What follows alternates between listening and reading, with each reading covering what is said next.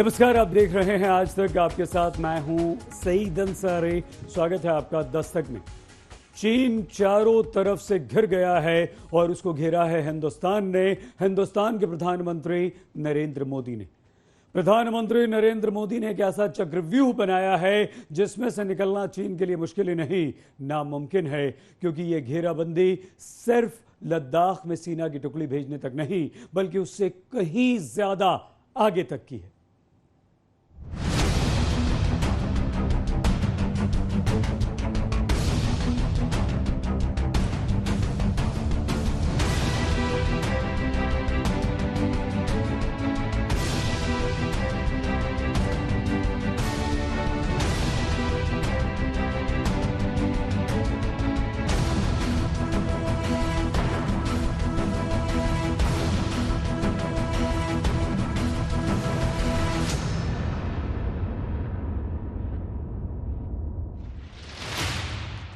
Corona तो अदृश्य दुश्मन है जो दिखता नहीं, लेकिन उसे दुनिया भर में फैलाने वाला चीन एक ऐसा देश है जिसकी दोस्ती किसी को नहीं दिखती, लेकिन दुश्मनी साफ साफ प्रकट हो जाती है। वो हमेशा अपने खुराफातों की ऐसी चाल चलता है कि दूसरे देश उसमें फंसकर चकर घिन्नी बन जाएं। लेकिन प्रधानमंत्री नरेंद्र मोदी के भारत ने तय कर लिया है कि वो चीन की किसी भी चाल को कामयाब नहीं होने देगा। प्रधानमंत्री मोदी ने एक ऐसा चक्रव्यूह बनाया है जिसमें से निकलना चीन के लिए असंभव होगा। नरेंद्र मोदी के भारत को कोई भी आंख नहीं दिखा सकता। फिर कहूंगा, नरेंद्र मोदी जी के भारत को कोई आंख नहीं दिखा सकता। एक शब्द में आपका उत्तर दे दिया।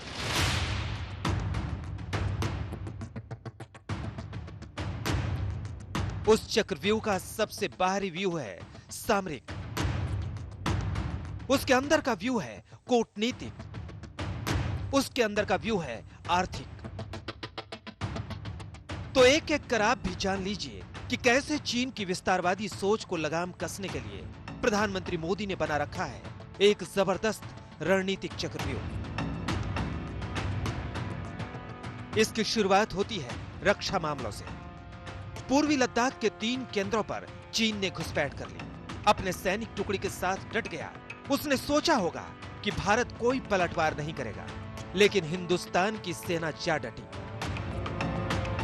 लेकिन प्रधानमंत्री नरेंद्र मोदी ने रक्षा मंत्री राजनाथ सिंह, राष्ट्रीय सुरक्षा सलाहकार अजीत डोभाल और chief of defence staff general Bipin Rawat के साथ बैठक करके तय कर लिया कि चीन जिस भाषा में बात समझता हो उसे उसी भाषा में समझा दिया जाए। ऐसे वातावरण के अंदर संयम की, धैर्य की और सूझबूझ की जरूरत है। और ये तीनों चीज हमारे प्रधानमंत्री जी के अंदर हैं, ये तीनों चीज इस सरकार के अंदर हैं। और हमारी सरकार अपनी सेनाओं के साथ बहुत अच्छे तरीके से इस सिचुएशन के साथ डील करेगी। कोरोना महामारी के दौरान जहां भारतीय सेनाएं इस महामारी से निपटने की तैयारियों में जुटी हुई थी, वहीं चीनी सेना लद्दाख में लाइन ऑफ कंट्रोल की दूसरी तरफ एक बड़े सैन्य अभ्यास में जुटी हुई थी। और उसी सैन्य अभ्यास से सैनिकों को चीन ने भारत के खिलाफ तैनात किया है। साफ है कि चीन की कथनी और करनी पर भरोसा नहीं किया जा सकता, लेकिन अब मौजूदा हालात में भारतीय सेनाओं ने साफ कर दिया है कि चीन को उसकी इस हिमाकत का मुंहतोड़ जवाब दिया जाएगा। भारत के इस तेवर से चीन तिलमिलाया हुआ है। जिनपिंग ने अपने सैन्य अधिकारियों के साथ बैठक करके युद्ध के लिए तैयार रहने की बात की है। सबसे खराब स्थिति की कल्पना करें, उसके बारे में सोचें और युद्ध के लिए अपनी तैयारियों और प्रशिक्षण को बढ़ाएं। तमाम जटिल परिस्थितियों से तुरंत और प्रभावी तरीके से निपटें। साथ ही पूरी दृढ़ता के साथ राष्ट्रीय संप्रभुता, सुरक्षा और विकास संबंधी हितों की रक्षा करें। चीन के राष्ट्रपति ने किसी देश का नाम नहीं लिया कि वो किससे युद्ध के लिए तैयारी कर रहे हैं। वैसे चीन का सबसे बड़ा कूटनीतिक युद्ध तो अमेरिका से चल रहा है, जो कोरोना पर शुरू हो चुका है। लेकिन जब चीन की हरकतों पर भारत ने अपने तेवर कड़े किए, तो अमेरिका को भी लग गया कि हालात बदल रहे हैं। ट्रंप ने ट्वीट किया, हमने भारत और चीन दोनों को सूचित किया है कि उनके तीखे सीमा विवाद पर अमेरिका मध्यस्थता करने को तैयार है। शुक्रिया। दरअसल कोरोना के संक्रमण के दौरान जहां भारत ने अपना पूरा ध्यान इस महामारी से निपटने में लगाया, वहीं चीन ने एलएसी पर भारतीय सीमा में करीब 5000 सैनिकों की तैनाती बहुत तेजी से कर दी। लेकिन भारत ने जल्द ही अपनी फौज की तैनाती कर दी। अब भारत की नाराजगी और अमेरिका के गुस्से के बीच चीन अलग थलग पड़ने लगा है। दुनिया के तमाम देश उससे किनारा कर रहे हैं। बावजूद इसके चीन अंतर्राष्ट्रीय मदद के नाम पर अपने रक्षा बजट में वृद्धि कर रहा है। 习主席深刻指出，统筹发展和安全，增强忧患意识，做到居安思危，是我们党治国理政的一个重大原则。也就是说，我们在考量国防预算时，手中有2本账，既要算经济账，更要算安全账。 चीन अपनी ताकत दिखाने में मशगूल है, लेकिन अमेरिका के बहाने ही प्रधानमंत्री मोदी के चक्रव्यूह के दूसरे व्यू पर आते हैं, जिसमें चीन को कूटनीतिक रूप से घेरना है।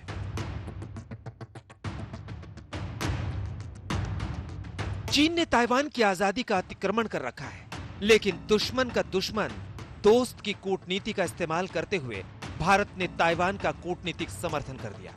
बुधवार को ताइवान की नई राष्ट्रपति साई इंगवेन के शपथ ग्रहण समारोह में बीजेपी के 2 सांसदों मीनाक्षी लेखी और राहुल कासवा ने ऑनलाइन शिरकत की और उनको बधाई दी। भारत जैसे देश के समर्थन से ताइवान को ताकत मिली है, जो देर सवेर चीन के खिलाफ काम आ सकती है। इसमें भी चीन तिलमिलाया हुआ है। 台湾是中国不可分割的一部分，台湾问题是中国内政，事关中国核心利益和14亿中国人民民族感情，不容任何外来干涉。美方行径严重违反一个中国原则和中美3个联合公报规定。 चीन के खिलाफ हांगकांग में भी भारी नाराजगी है। हांगकांग में हो रहे हिंसक विरोध प्रदर्शन के बीच चीन ने उसके लिए राष्ट्रीय सुरक्षा कानून को संसद में पेश किया है। जबकि दुनिया का सबसे बड़ा लोकतंत्र भारत हांगकांग के लोकतांत्रिक मूल्यों का समर्थन करता है। वैसे प्रधानमंत्री मोदी बहुत पहले ही अपने लोकतांत्रिक फलसफे को दुनिया के सामने रख चुके हैं। हमारी नीति साफ है। भारत को आंख दिखाने का काम जो भी करेगा उसे नरमी से नहीं निपटा जाएगा। इसमें किसी को शक नहीं होना चाहिए। चीन को घेरने के लिए प्रधानमंत्री मोदी के चक्रव्यूह का तीसरा व्यू आर्थिक मोर्चा है। कोरोना ने दुनिया में चीन की साख को मिट्टी में मिला दिया है। वहां पर कोई भी कंपनी काम नहीं करना चाहती। अमेरिकी राष्ट्रपति डोनाल्ड ट्रंप पहले से ही दुनिया से कह रहे हैं कि चीन को अलग थलग कर देना है, लेकिन प्रधानमंत्री मोदी ने बिना कहे ही बहुत कुछ इशारा तब कर दिया था जब आत्मनिर्भर भारत का नारा दिया। शास्त्रों में कहा गया है, एषः पंथः, यानी यही रास्ता है आत्मनिर्भर भारत। आज दुनिया में मैन्युफैक्चरिंग का सबसे बड़ा हब चीन ही है, लेकिन कोरोना से उसकी ये ताकत अब टूटने वाली है। कोरोना से पैदा हुई दिक्कतों के बीच दुनिया की करीब 1000 कंपनियां भारत में अपनी फैक्ट्रियां लगाना चाह रही हैं। इनमें मोबाइल, मेडिकल डिवाइसेस, कपड़ा, सिंथेटिक फैब्रिक्स और इलेक्ट्रॉनिक्स से जुड़ी कंपनियां हैं। ये कंपनियां भारत को वैकल्पिक मैन्युफैक्चरिंग हब के रूप में देख रही हैं। दूसरे देशों में चीन का माल बिकता है तो उसकी जेब मजबूत होती है और चीन उस पैसे को खर्च करता है युद्ध के साजो सामान में। भारत की नई रणनीति यही है कि कोरोना काल में चीन से कंपनियों की नाराजगी का फायदा उठा लिया जाए। जो भी नागरिकों की इन्वेस्टमेंट एंड इंडस्ट्री चीन में है, वो अगर आउट ऑफ चीन निकलना चाहते तो उनके लिए उन्होंने बड़ा पैकेज जाहिर किया है। अब America, Germany, UK, Italy, France और दुनिया के देश चाइना से डील नहीं करना चाहते। चीन के साथ आज पाकिस्तान जैसे इक्के दुक्के देश को छोड़कर कोई खड़ा नहीं है, जबकि भारत की ताकत वैश्विक दोस्ती के मामले में भी अब बढ़ रही है। आज तक हिंदुस्तान के तेवर से चीन तिलमिला उठा है। दरअसल चीन हिंदुस्तान ही नहीं समूची दुनिया से इन दिनों घिरा हुआ है और उस पर से भारत ने घेरा तो उसने अपने पिट्ठू देश पाकिस्तान को आगे कर दिया। पाकिस्तान के प्रधानमंत्री इमरान खान ने आज बेहद आपत्तिजनक ट्वीट किया। इमरान ने अपने ट्वीट में लिखा है, नाजी विचारधारा की तरह हिंदुत्ववादी मोदी सरकार की अहंकारी विस्तारवादी नीतियां भारत के पड़ोसियों के लिए खतरा बन रही हैं। नागरिकता कानून के माध्यम से बांग्लादेश सीमा विवाद के जरिए नेपाल और चीन के लिए झूठे अभियान चलाकर पाकिस्तान के खिलाफ मुश्किलें पैदा की जा रही हैं। मैंने हमेशा कहा है कि फांसीवादी मोदी सरकार भारत में अल्पसंख्यकों को न सिर्फ दोयम दर्जे का नागरिक बनाकर उनके लिए खतरा बन रही है बल्कि क्षेत्रीय शांति के लिए भी खतरा है।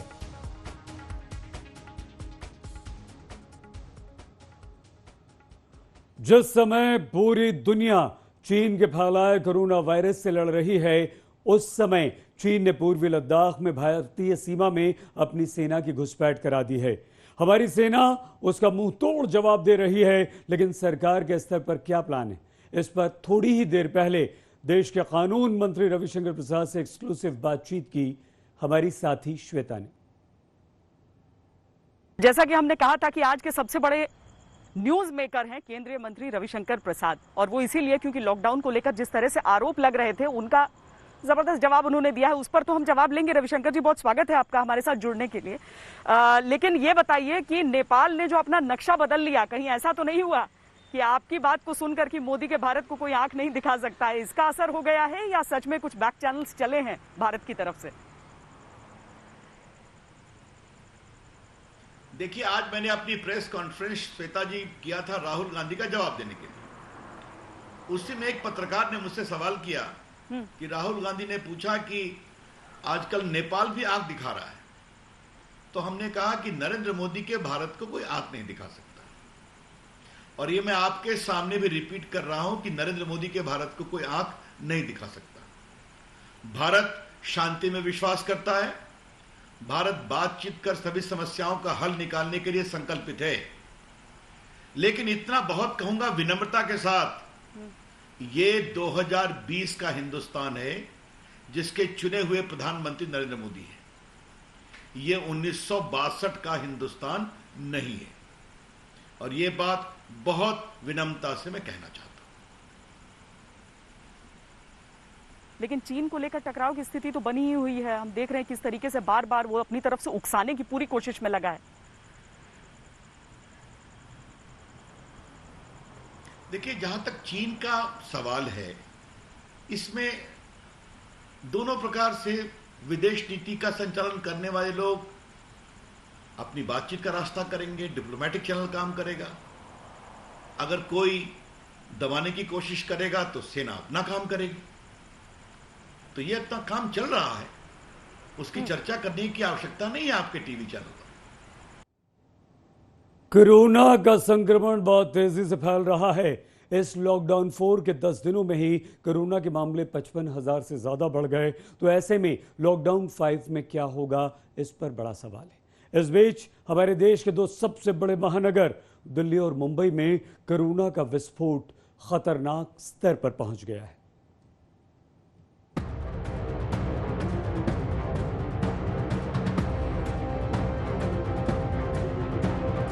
देश की राजधानी दिल्ली में जिस तेजी से गर्मी बढ़ी, उससे ज्यादा तेज रफ्तार से कोरोना बढ़ रहा है। पिछले 24 घंटे में जिस तरह से कोरोना के केस बढ़ रहे हैं, उसने दिल्ली को दहला दिया है। बस 24 घंटे में 792 मामले बताते हैं कि दिल्ली कोरोना के खतरनाक ज्वालामुखी के मुंह पर बैठा है। ऐसे में सरकारी दावे हवा हवाई लगते हैं। 17 तारीख को लॉकडाउन में काफ़ी ढील दी गई थी। एक हफ्ता हो गया। आज एक हफ्ते के बाद मैं ये कह सकता हूँ कि स्थिति नियंत्रण में है और कोई भी घबराने वाली बात नहीं है। जब लॉकडाउन में ढील दी गई थी, हमें ये उम्मीद थी कि थोड़े से केसेस में बढ़ोतरी होगी। लॉकडाउन में ढील देने के बाद थोड़ी बढ़ोतरी हुई है, लेकिन चिंता की कोई बात नहीं है। दिल्ली में लॉकडाउन 4 शुरू हुआ तो रियायतों की बरसात हुई, लेकिन उन्हीं रियायतों के साथ कोरोना के वायरस भी बरसने लगे।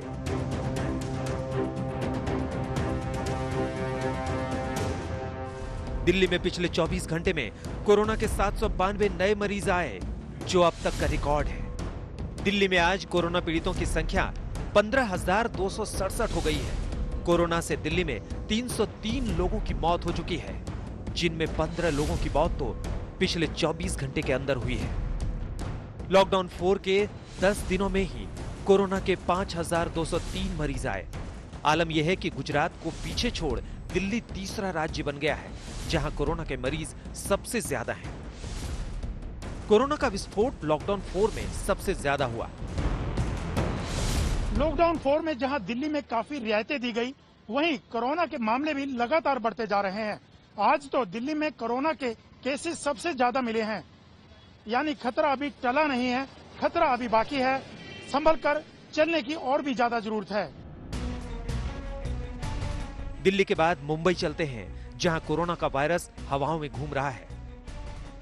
मुंबई में अब तक कोरोना के 32,974 मामले हो चुके हैं, जिनमें 1,065 लोगों की मौत हो चुकी है, जबकि पिछले 24 घंटे में वहां 1,002 नए मामले आए, जिनसे 39 लोगों की जान चली गई।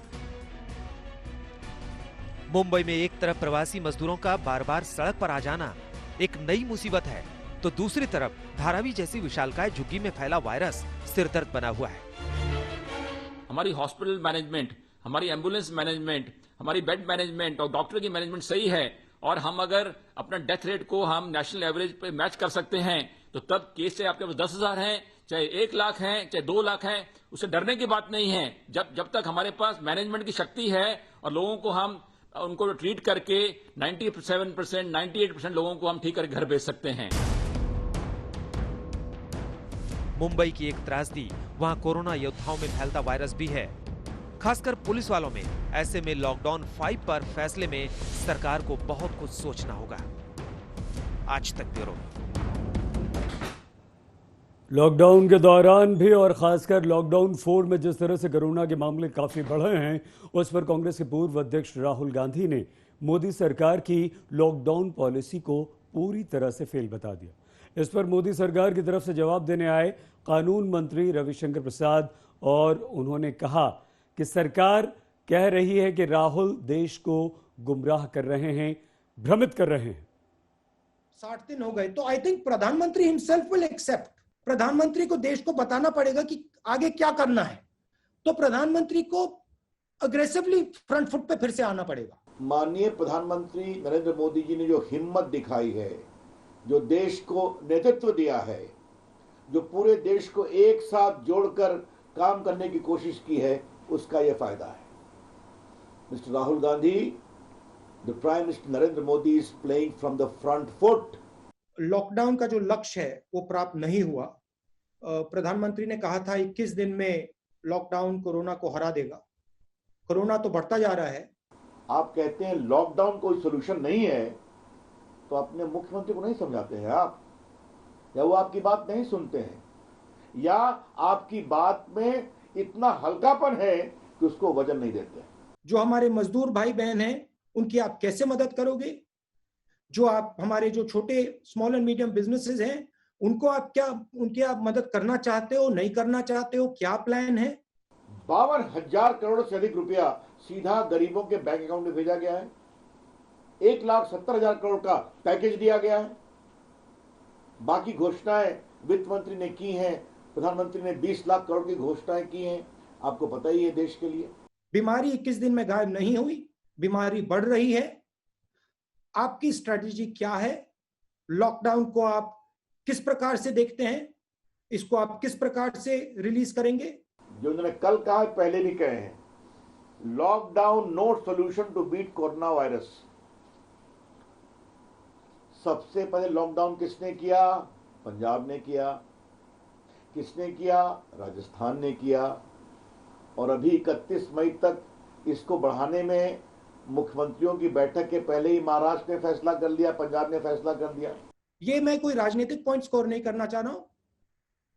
मुझे थोड़ी घबराहट है, क्योंकि जो होना था वो नहीं हुआ है, और देश को मालूम होना चाहिए, सच्चाई एक्सेप्ट करनी चाहिए। जब से कोरोना की इस दुर्भाग्यपूर्ण परिस्थिति आई है, तब से राहुल गांधी देश के संकल्प को इस लड़ाई के मामले में कमजोर करने की कोशिश कर रहे हैं। दूसरी बात, ये सब कुछ वो झूठ, गलत बयानी और तथ्यों को तोड़ मरोड़ कर रखने की कोशिश कर रहे हैं। 1 जून से लॉकडाउन 5 में क्या होगा, इस पर अभी फैसला होना बाकी है, लेकिन मंदिरों को खोलने की सुगबुगाहट तेज हो गई है। शुरुआत हुई है कर्नाटक से, जहां 1 जून से सभी मंदिर, मस्जिद और चर्च खुल जाएंगे। उसी की देखा देखी देश के दूसरे मंदिर भी अपने अपने कपाट अब खोलना चाहते हैं।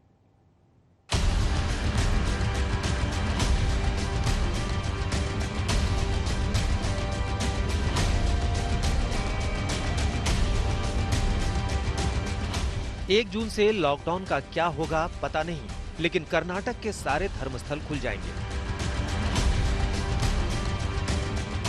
वहां के 52 मंदिरों में ऑनलाइन सेवा के लिए बुकिंग भी शुरू हो गई है। ಒಂದ್ಸರಿ ದೇವಸ್ಥಾನಗಳು ಪ್ರಾರಂಭ ಆಗಬಹುದು ಅಂದ್ರೆ ಚರ್ಚು ಮಸೀದಿಗಳು ಪ್ರಾರಂಭ ಆಗಬಹುದು, ಅದರಲ್ಲಿ ಯಾವುದೋ ಅಭ್ಯಂತರ ಇರೋದಿಲ್ಲ। ಎಲ್ಲರಿಗೂ ಒಂದೇ, ನಮ್ಮ ದೇಶದಲ್ಲಿ ಕಾನೂನು ಇರೋದು ಎಲ್ಲರಿಗೂ ಒಂದೇನೆ। कर्नाटक की देखा देखी दूसरी जगहों पर भी मंदिरों को खोलने की मांग उठने लगी है। 1 जून को गंगा दशहरा है, तो उस दिन वाराणसी में काशी विश्वनाथ मंदिर को खोलने की मांग उठने लगी है। माननीय मुख्यमंत्री जी से और मंदिर प्रशासन से ये अनुरोध करता हूँ कि आप लोग जो है गंगा दशहरा के दिन, चूँकि उस दिन गंगा अवतरित हुई थी, उस दिन जो है मंदिर के कपाट खोल दे और उसको जो सोशल डिस्टेंस का पालन करते हुए, क्योंकि हमारे यहाँ जो स्थिति है, चूँकि देवताओं को इस समय जो है देवता का पूजन आठ पाठ करने से ये जो है पूरा जो है जो ये चल रहा है संक्रमण काल, ये दूर हो जाएगा। देश के तमाम मंदिरों में तैयारियां शुरू हो गई हैं। तिरुपति बालाजी मंदिर में प्रसाद की ऑनलाइन बिक्री शुरू हो गई है। पटना के महावीर मंदिर में पूजा पाठ तो चल रहा है, बस मंदिर के खोले जाने का इंतजार है। शिरडी साई मंदिर के भी खुलने का इंतजार है। दिल्ली के बिरला मंदिर में भी उम्मीद है कि 1 जून से उसके कपाट खुल सकते हैं। दिल्ली में कनॉट प्लेस का हनुमान मंदिर भी 1 जून से खुल सकता है। हालांकि सारे मंदिर यही कह रहे हैं कि वो कोरोना से बचाव के सारे कायदे कानूनों का पालन करेंगे, लेकिन बहुत सारे लोगों को लगता है कि अभी इसकी कोई जरूरत नहीं है। लॉकडाउन के दौरान मंदिरों की करोड़ों की कमाई पर रोक लग गई है। कर्मचारियों को तनख्वाह देने में दिक्कत आने लगी, तो अब कर्नाटक सरकार की पहल पर दूसरे राज्यों में भी मंदिरों ने उम्मीदें बांध रखी है। आज तक ब्यूरो। बिहार से जुड़ी एक और दिलचस्प खबर। बिहार के क्वारंटीन सेंटर में एक शख्स ऐसा है जो खूब खाता है। 8-10 लोगों का खाना एक साथ खा जाता है, 35-40 रोटियां खा जाता है।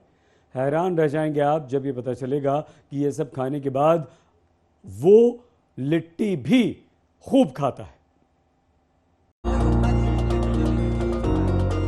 बक्सर के क्वारंटीन सेंटर में इन सज्जन की भूख ने तहलका मचा रखा है। इनके डाइट चार्ट का अध्ययन आगे करेंगे, पहले इनसे परिचय हो जाए। नाम है अनूप ओझा और फिलहाल बक्सर के सेंटर में भरपेट अपने दिन काट रहे हैं।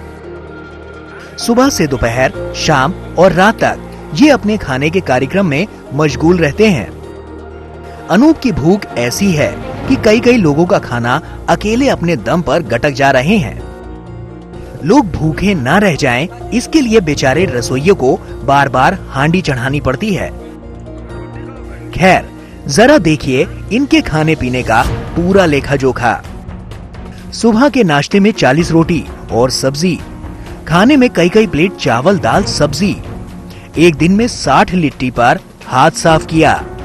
कैंप में अकेले 10 लोगों का खाना खा गए।